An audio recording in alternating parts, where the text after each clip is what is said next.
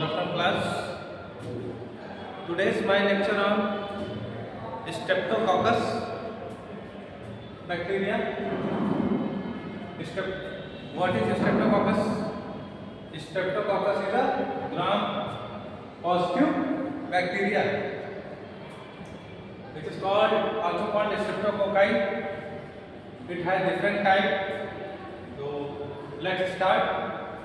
Streptococci is gram-positive spherical ovoid cocci arranged in long chains, commonly in pairs.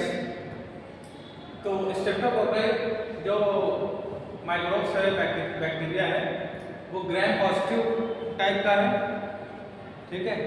और shape इसका spherical होता है और ये स्फेरिकल या राउंड फॉर्म में ओवॉइड इस फॉर्म में होता है, स्फेरिकल या ओवॉइड, और मोस्टली ये पेयर में पाया जाता है, कॉमनली इन पेयर्स, और अरेंजमेंट कैसा है इसका, चेन फॉर्म में। तो पेयर में पाया जाता है स्ट्रेप्टोकोकाई और लॉन्ग चेन फॉर्म करके अरेंजमेंट उसका कैसा है, लॉन्ग चेन, ठीक है। क्लासिफिकेशन ऑफ स्ट्रेप्टोकोकाई में इंक्लूड्स होता है कैसे classification system is based on haemolysis reaction. तो हेमोलिटिक रिएक्शन के अकॉर्डिंग ये तीन कैटेगरी में डिवाइड किया गया है, बीटा हेमोलिटिक, अल्फा हेमोलिटिक और gamma haemolytic. Beta hemolytic 17 group में पाया जाता है और A, B, C, D करके 17 ग्रुप होते हैं और इसमें कॉमनली स्ट्रेप्टोकोकस पायोजेनस इंक्लूड होता है जो बीटा हेमोलिटिक बैक्टीरिया है। अल्फा हेमोलिटिक में Streptococcus pneumoniae and Streptococcus viridans ये पाया जाता है, और गामा हेमोलिटिक क्लासिफिकेशन में स्ट्रेप्टोकोकस फिकालिस ये मोस्टली पाया जाता है। ये तीन कैटेगरी है माइक्रोब्स की अलग अलग हेमोलिटिक रिएक्शन के अकॉर्डिंग। और लैंडस्केप क्लासिफिकेशन के अकॉर्डिंग जो बीटा हेमोलिटिक स्ट्रेप्टोकोकाई है वो उसका बेस रिप्रेजेंट होता है जिसमें carbohydrate antigen in cell wall. तो कार्बोहाइड्रेट एंटीजन स्ट्रेप्टोकोकाई के सेल वॉल में प्रेजेंट होता है, उसे लैंडस्केप क्लासिफिकेशन के थ्रू बांटा गया है और वो 17 ग्रुप में पाया जाता है। तो इस तरह के बीटा हेमोलिटिक के 17 ग्रुप पाए जाते हैं। पिक्चर के माध्यम से हम लोग समझने की कोशिश करते हैं। ये था अल्फा, बीटा और गामा। तो जो बीटा हेमोलिसिस है वो कंप्लीट होता है, जो ब्लड को कंप्लीटली हेमोलाइज कर देता है। क्या लिखा है, कंप्लीट। तो ब्लड एगार है, ब्लड एगार को कंप्लीटली हेमोलाइज कर देता है कौन, स्ट्रेप्टोकोकस पायोजेनस। और alpha haemolysis partial haemolytic reaction show करता है जिसमें स्ट्रेप्टोकोकस निमोनी आता है, और गामा हेमोलिसिस में क्या है, नन लिखा हुआ है। तो किसी भी तरह का हेमोलिटिक रिएक्शन नहीं शो होता है। उसका एग्जांपल है हमारा स्ट्रेप्टोकोकस फिकालिस, ठीक है। नेक्स्ट स्लाइड में हम लोग देख लेते हैं ह्यूमन स्ट्रेप्टोकोकल पैथोजेनस कौन से हैं, streptococcus pyogenes, streptococcus viridans, streptococcus pneumoniae and streptococcus faecalis. General characteristic हम लोग देख लेते हैं स्ट्रेप्टोकोकाई की। ग्राम पॉजिटिव है, फर्स्ट थिंग स्फेरिकल या ओवॉइड शेप में होता है और लॉन्ग चेन में अरेंज होता है और कॉमनली पेयर पाया जाता है। सेकंड, नॉन स्पोर फॉर्मिंग और नॉन मोटाइल, इसमें किसी तरह का मूवमेंट नहीं होता है, नॉन मोटाइल है एक्टिविटीज की, और किसी भी तरह का स्पोर फॉर्म नहीं करता। कैन फॉर्म कैप्सूल प्रेजेंट होता है इसमें। फैकल्टेटिव एनारोब्स है जो ऑक्सीजन की प्रेजेंस में और ऑक्सीजन की एब्सेंस में दोनों तरह से ग्रोथ कर सकता है, अपने आप को कन्वर्ट कर लेता है। तो फैकल्टेटिव एनारोब्स है। Most parasitic form are fastidious and require enriched media. Small non-pigmented colonies. तो ये स्मॉल, उसका साइज स्मॉल होता है और नॉन पिगमेंटेड कॉलोनी, किसी तरह का पिगमेंट नहीं शो होता है कॉलोनी में से। Sensitive to drying heat and disinfectant. तो डिसइंफेक्टेंट के प्रति सेंसिटिव होता है, वो उसके ये इसके लिए अपोज करता है, ठीक है, सेंसिटिव होता है, उसके अगेंस्ट इसमें किल हो जाता है। ड्राइंग, अगर कोई मीडिया ड्राई है या हीट है वहाँ पर या किसी तरह का डिसइंफेक्टेंट पाया जाता है तो वहाँ पर इसकी ग्रोथ स्लो हो जाती है, बैक्टीरियोस्टैटिक एक तरह से हो जाता है। स्ट्रेप्टोकोकस पैथोजेंस के बारे में देख लेते हैं। मोस्ट सीरियस स्ट्रेप्टोकोकल पैथोजन, तो ये सबसे ज़्यादा डैमेज करने वाला माइक्रोब्स है, जो होस्ट को सबसे ज़्यादा नुकसान पहुंचाता है। मोस्ट सीरियस स्ट्रेप्टोकोकस पैथोजन, तो सीरियस तरह का इन्फेक्शन ये कॉज करता है। It a parasite and inhibit throat nasopharynx occasionally skin. तो कहाँ पर इसकी ग्रोथ ज़्यादातर देखने को मिलती है स्ट्रेप्टोकोकस पैथोजेंस की? थ्रोट में इन्फेक्शन, नासोफैरिंक्स एरिया में इन्फेक्शन और कभी-कभी स्किन में भी देखने को मिल जाता है। मॉर्फोलॉजी इसकी ये ग्राम पॉजिटिव है, स्फेरिकल ओवल शेप में, फोकाई एरिया लॉन्ग चेन्स, ये भी लॉन्ग चेन में प्रेजेंट होता है, नॉन मोटाइल टाइप का है, तो इसमें किसी तरह का मूवमेंट नहीं होता है और कैप्सूल फॉर्म करता है। कल्चरल कैरेक्टरिस्टिक, इसको कल्चर करने पे हम क्या देखने को मिलता है? फैकल्टेटिव एनारोब से, मतलब विद ऑक्सीजन और विदाउट ऑक्सीजन ये ग्रोथ कर सकता है। Best growth achieve at pH 7.4 से लेकर 7.6। तो 7.4 से लेकर 7.6 अगर pH लेवल है तो वो उसकी ग्रोथ ज़्यादा इसमें अच्छी देखने को मिलती है। एंड टेम्परेचर 37 डिग्री सेंटीग्रेड, तो 37 डिग्री टेम्परेचर पे अच्छा ग्रोथ करता है और pH 7.4 से 7.6 में अच्छा ग्रोथ देखने को मिलता है। रिक्वायर्ड एंटिस मीडिया फॉर ग्रोथ करने के लिए इसके लिए एंटिस मीडिया की जरूरत होती है, न्यूट्रिशन से सब भरा हुआ। तो colonies are around 1 mm in diameter, colony का साइज 1 mm है, इसका कॉलोनी का डायमीटर, ये कॉलोनी का डायमीटर 1 mm का देखने को मिलता है, ठीक। सराउंडेड बाय अ जोन, उसके आसपास ये जोन देखने को मिलता है। किसका जोन है? बीटा हेमोलिसिस का जोन है। जोन क्या शो करता है? हेमोलिसिस शो करता है। जोन जो कॉलोनी के आसपास जो जोन है वो हेमोलिसिस को शो करता है। Semi transparent and varying appearance, थोड़ा बहुत सेमी ट्रांसपेरेंट रहता है और अलग-अलग अपीयरेंस इसका अलग-अलग हो सकता है। सभी जगह पर एक जैसा अपीयरेंस नहीं देखने को मिलता है, अलग-अलग अपीयरेंस देखने को मिलता है। बायोकेमिकल प्रॉपर्टी में प्रोड्यूस मैनी विरुलेंस फैक्टर, तो स्ट्रेप्टोकोकस पैथोजेंस क्या प्रोड्यूस करता है कई तरह के विरुलेंस फैक्टर जो होस्ट को अफेक्ट करते हैं। Production of enzyme, virulence factor में क्या क्या आता है? Various type of enzyme and toxins. Virulence factor of Streptococcus pathogens में क्या पाया जाता है? एंजाइम्स और टॉक्सिन्स। एंजाइम किस तरह के एंजाइम होते हैं? Streptokinase digest fibrin blocks, streptokinase secrete करता है जिससे जो फाइब्रिन को डाइजेस्ट कर लेता है, जो होस्ट के लिए बहुत ही खतरनाक स्थिति है। हाइलर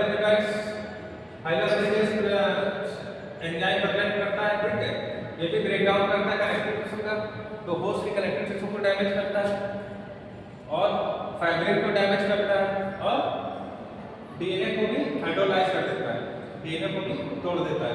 तो ये एंजाइम 3 तरह के एंजाइम सेक्रेट करता है। टॉक्सिन्स, स्ट्रेप्टोलाइसिन इसका काम है हीमोलाइसिन करना, हेमोलिसिस करता है। स्ट्रेप्टोलाइसिन का काम है हेमोलिसिस करना। Streptolysin and streptolysin SL0 and SLO and SLS both cause cell and tissue injury। तो स्ट्रेप्टोलाइसिन दो टाइप के हैं, स्ट्रेप्टोलाइसिन ओ और स्ट्रेप्टोलाइसिन एक्स। जो दोनों क्या करते हैं, सेल और टिश्यू को इंजरी करते हैं। एरिथ्रोजेनिक टॉक्सिन्स जो पायरोजेनिक कहलाते हैं, induce fever and rectal red rash. तो एरिथ्रोजेनिक टॉक्सिन्स प्रोड्यूस करते हैं जिसकी वजह से फीवर, होस्ट को फीवर और रेड रैश शो होते हैं उसकी स्किन पर। Super antigens strong monocytes and lymphocytes stimulates cause the release of tissue necrotic factor. तो सुपर एंटीजेंस सेक्रेट करता है जो क्या करते हैं, मोनोसाइट और लिम्फोसाइट को स्टिमुलेट करते हैं, जिसकी वजह से क्या होता है, टिश्यू नेक्रोटिक फैक्टर, टिश्यू में नेक्रोसिस होती है। पैथोजेनेसिस कैसे की, human are the only reservoir, human में पाया जाता है, human are the only reservoir inapparent carriers visible carriers of toxin and enzyme transmission is through contact droplet food and fomites.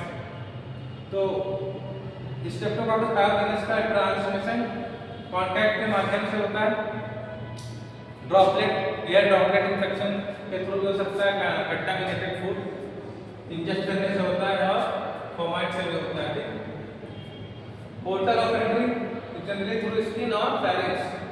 Portal of entry का मतलब ये microbes Streptococcus पायोजेनस body में enter कैसे करता है, तो स्किन के थ्रू एंटर करता है और फेरिंक्स के थ्रू। ठीक है, कंटामिनेटेड फूड या वाटर कंज्यूम करने से, और अगर कट से वुंड से, ठीक है, उस कट और वुंड के थ्रू भी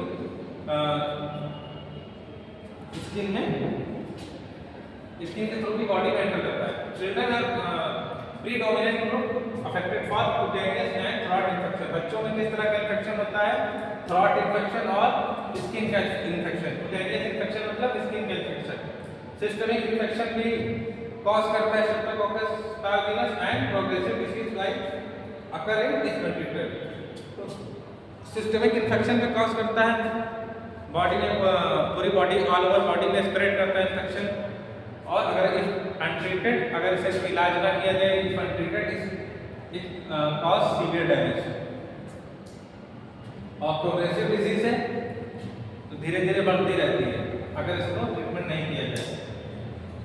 स्ट्रेप्टोकोकस पायोजेनस डिसीज में और क्या देखने को मिलता है, इम्पेटिगो देखने को मिलता है। इम्पेटिगो मतलब पायोडर्मा, पायो मतलब पस, डर्मा मतलब स्किन, स्किन से पस की आने की स्थिति हो जाती है इम्पेटिगो में। It is a skin infection with superficial legion.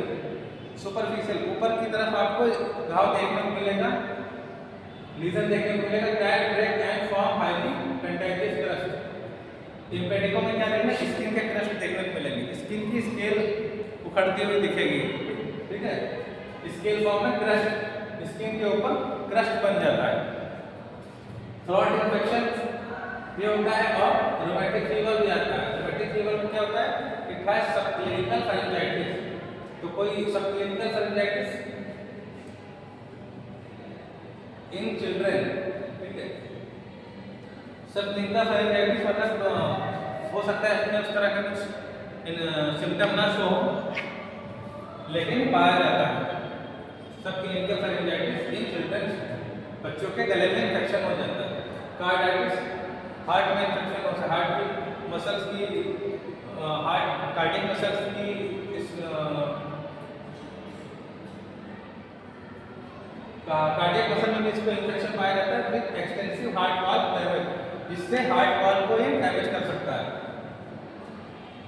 Possibility रहती है। और आर्थराइटिस, जॉइंट्स में इन्फ्लेमेशन ये कॉज करता है रूमेटिक फीवर के थ्रू। और कोलिया और फीवर की स्थिति पैदा होती है। एक्यूट ग्लोमेरुलर नेफ्राइटिस हो जाता है, जिसकी वजह से किसका इन्फ्लेमेशन ऑफ द नेफ्रॉन्स में अगर सिस्टमिक इन्फेक्शन हुआ है तो नेफ्रॉन में भी डैमेज कर सकता है। ये इम्पेटिगो की स्थिति है। यहाँ पिक्चर में क्रस्ट देख पा रहे हैं, स्किन में क्रस्ट बना हुआ, ठीक है। और ये फेरिंजाइटिस, ये देखिए इम्पेटिगो कंडीशन है और ये फेरिंजाइटिस की कंडीशन है। ये टॉन्सिल आपको पढ़े हुए दिख रहे हैं। लेबोरेटरी डायग्नोसिस में क्या देखने को मिलता है? लेबोरेटरी फाइंडिंग में streptococcus pyogenes is frequently isolated from sample such as skin, throat, sputum, urine and blood. तो स्ट्रेप्टोकोकस पायोजेनस का सैंपल हमें स्किन और म्यूकस, यूरिन, स्पूटम और ब्लड के थ्रू हम लोग रिसीव कर सकते हैं, आइसोलेट कर सकते हैं आसानी से।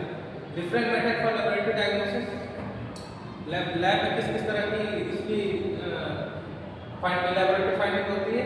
ग्राम स्टेनिंग और कल्चर और कैटालिस्ट टेस्ट। ग्राम स्टेनिंग से भी हो जाती है, कल्चर से होती है, कैटालिस्ट टेस्ट से भी इसकी पहचान हो जाती है। ग्राम स्टेनिंग क्या होता है? Diagnosis is suggested by the finding of gram positive bacteria cocaine chain in the sample. तो ग्राम स्टेनिंग में आपको चेन फॉर्म में देखने को मिलेंगे बैक्टीरिया। कल्चर में क्या देखने को मिलेगा? Organism is cultured on blood agar. Blood agar में कल्चर करने के बाद क्या देखने को मिलेगा? With an added bacteriocin antibiotic this to show beta hemolytic. तो बैक्टीरियासिन एंटीबायोटिक किसकी होती है? उसमें बीटा हेमोलिटिक प्रॉपर्टी देखने को मिलेगी colony and sensitive zone of inhibition around the disc. तो सेंसिटिव जोन भी देखने को मिलेंगे किसके अगेंस्ट? एंटीबायोटिक के अगेंस्ट सेंसिटिव जोन भी देखने को मिलेंगे। कैटालिस्ट टेस्ट में क्या देखने को मिलेगा? इसमें देखिए कैटालिस्ट में ब्रेकडाउन हुआ है, ब्रेकडाउन नहीं हुआ है। Transfer small amount of bacterial colony surface of clean dry glass slide. एक क्लीन ड्राई ग्लास स्लाइड लेते हैं, इसके ऊपर small amount of bacterial colony हम लोग वहां प्लेस करते हैं यूजिंग अ लूप और स्टेराइल प्रोटेक्ट स्टिक। एक आपके इलेक्ट्रिक लूप के थ्रू हम लोग वहां पर या वुडन स्टिक से वहां कॉलोनी ट्रांसफर करते हैं ग्लास स्लाइड पर। Place a drop of 3% H2O2 on the slide and और वहां पर 3% H2O2 हाइड्रोजन डाइऑक्साइड वहां पर ट्रांसफर करेंगे, स्लाइड को और इसको मिक्स करेंगे और positive result in the rapid evolution of oxygen within 5 to 10 second as evidence by bubbling. तो वहां पर हमें H2O2 बैक्टीरियल कॉलोनी मिक्स करने पर क्या दिखेगा? बबलिंग देखने को मिलेगी।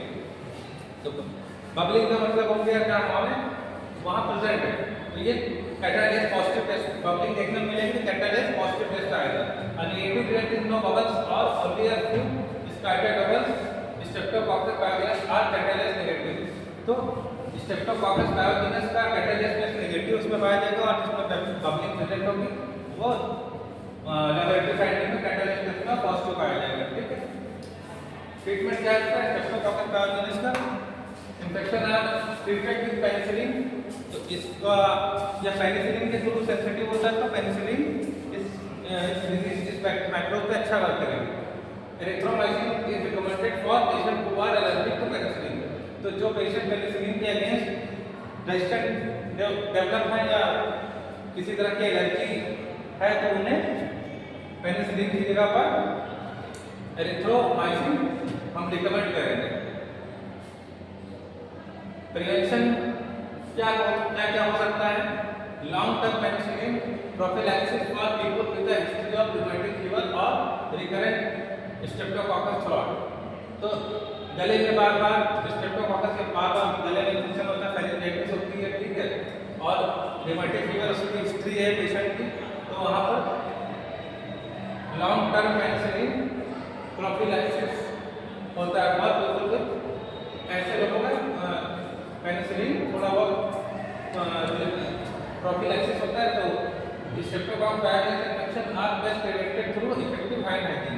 तो स्ट्रेप्टोकोकस पायोजेनस इन्फेक्शन से अगर हम अपने आप को प्रोटेक्ट करना चाहते हैं तो हमें प्रिकॉशन लेना पड़ेगा और hand proper effective hand hygiene करनी पड़ेगी।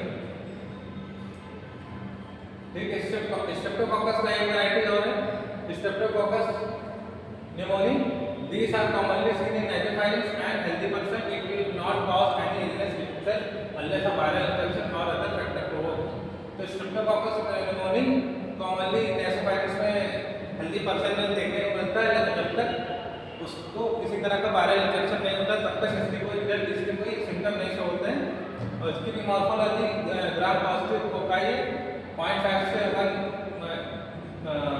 MOM इसका हुआ है मेजरमेंट, और साइज है उसका, और नॉन मोटाइल है, नॉन स्पोरिक है और कैप्सुलेटेड होता है। ये स्ट्रेप्टोकोकस पायोनियरस की तरह ही मॉर्फोलॉजी इसकी सेम है। ये भी पेयर्स में ही अरेंजमेंट इसका पेयर में और चेन में होता है। बस स्ट्रेप्टोकोकस पायोनियरस की चेन लंबी होती है और लॉन्ग चेन में प्रेजेंट होता है, और इसमें शॉर्ट चेन में प्रेजेंट होता है। स्ट्रेप्टोकोकस शॉर्ट चेन में प्रेजेंट होता है। ठीक है, कल्चरल कैरेक्टरिस्टिक में culture required blood and chocolate agar, blood and chocolate agar का कल्चर किया था, growth improve bye 5 to 10% CO2।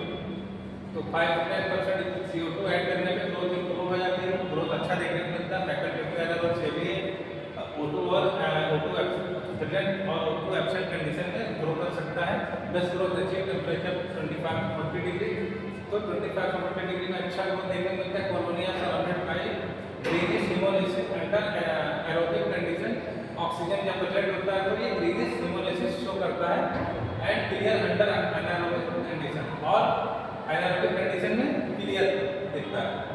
तो यहाँ पे आप देखते हैं ग्रीनिश थोड़ा कलर आ रहा है, ठीक है। यहाँ पर O2 जब प्रेजेंट होता है तो एरोबिक कंडीशन में थोड़ा ग्रीनिश और एनारोबिक कंडीशन में क्लियर प्रेजेंट होता है इसमें कल्चर। ठीक, biochemical properties of significant toxin produce in pneumococci. Presence कोई सिग्निफिकेंट नहीं है टॉक्सिन का, और presence of some of the extracellular products, कुछ एक्स्ट्रा सेलुलर प्रोडक्ट हमें देखने को मिलते हैं। हीमोलाइसिस देखने को मिलेगा, हीमोग्लोबिन A1 प्रोटीनेज देखने को मिलेगा, न्यूरामाइलेज देखने को मिलेगा, हाइलोरुरिडेज देखने को मिलेगा, लैक कैटालाइज एंड पेरोक्सिडेज और कैटालेज और पेरोक्सिडेज टेस्ट की कमी देखने को मिलेगी। Ferment glucose, lactose and sucrose with production of acid. Pathogenesis क्या 5 to 50% of all people carry normal flora in the नेथ्रोफाइटिक्स। तो नॉर्मल कंडीशन में सभी में पाया जाता है, 50% लोगों में नेथ्रोफाइटिक्स एरिया में पाया जाता है। Young children and elderly immune compromise, जो छोटे बच्चे और बूढ़े एल्डरली पर्सन है और इम्यून कॉम्प्रोमाइज, इनका इम्यून सिस्टम वीक है, ऐसे पर्सन को दोस्त विद अदर लंग डिसीज, और जिन्हें दूसरी अन्य तरह के लंग की डिसीज है उन्हें, और या वायरल इन्फेक्शन है, तो उनका रिस्क के चांस ज़्यादा रहते हैं। Pneumococci multiply and induce as inflammatory response. Pneumococci multiply होता है और इंड्यूस होता है inflammatory response against access to midline, against access to middle ear by way of स्फीनन ट्यूब। तो इसे रास्ता मिल जाता है मिडिल ईयर में इन्फेक्शन करने का बाय एस्फीनन ट्यूब। तो हमारे थ्रोट का इन्फेक्शन हमारे कान तक पहुंच सकता है बाय स्फीनन ट्यूब। तो स्फीनन ट्यूब के थ्रू ये ट्रैवल करके इन्फेक्शन पहुंच सकता है throat to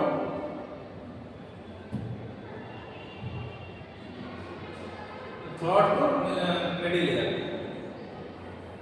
pneumococci disease, pneumonia infection of lung parenchyma. Pneumococci disease में क्या होता है, न्यूमोनिया हो जाता है, लंग्स पैरेंकाइमा जो लेयर है इसमें इन्फेक्शन हो जाता है। ओटाइटिस मीडिया हो जाता है, मिडिल ईयर में इन्फेक्शन हो जाता है।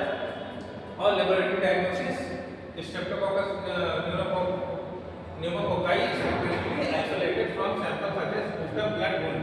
जो स्पूटम ब्लड वुंड और सीएसएफ से हमें आइसोलेट कर सकते हैं इस माइक्रोब्स को।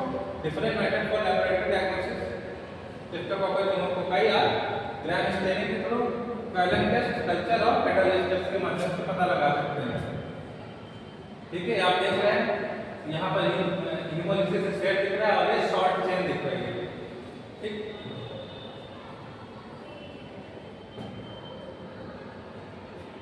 ये कल्चर देखने को मिला था, ऑर्गेनिक कल्चर ऑफ ब्लड एगार और चॉकलेट एगार। ब्लड एगार और चॉकलेट एगार में इसको कल्चर करते हैं incubation environment of carbon dioxide के साथ में the organism is cultured on blood agar with an idea of coaching this to show alpha hemolytic colonies. Catalyst में स्ट्रेप्टोकोकस मोनोकोकस कैटालाइज नेगेटिव। तो जो बबलिंग हम देख रहे थे H2O2 के साथ मिक्स करने पे वो बबलिंग इसमें नहीं पाई जाएगी तो कैटालाइज टेस्ट निगेटिव माना जाएगा। ट्रीटमेंट एंड प्रिवेंशन, तो traditionally treated penicillin G and penicillin G. तो पेनिसिलिन इसका पेनिसिलिन के थ्रू ट्रीटमेंट कैसा किया था? Broad spectrum antibiotics are recommended for patient who are allergic to penicillin, जिन्हें पेनिसिलिन से एलर्जी है पेशेंट में ब्रॉड स्पेक्ट्रम की एंटीबायोटिक्स ढेर सारी हमारे पास अवेलेबल होती है, हम लोग उसमें से चूज कर सकते हैं। Two vaccine available for high risk individuals, किसी अलग तरह के अगर अलग से वैक्सीन अगर लगवाना चाहते हैं तो वैक्सीन अवेलेबल है। Capsular antigen vaccine for older adults, तो capsular antigen vaccine older people के लिए है and other high risk individuals up to 5 years. Conjugated vaccine भी अवेलेबल बच्चों के लिए। कंजुगेटेड वैक्सीन बच्चों में 2 से 23 मंथ तक के बच्चों में अवेलेबल होती है। ठीक है, तो आज का लेक्चर मेरा यहाँ स्ट्रेप्टोकोकस निमोनिया और स्ट्रेप्टोकोकस पायोजिनस का यहीं पे कंप्लीट होता है। Thank you.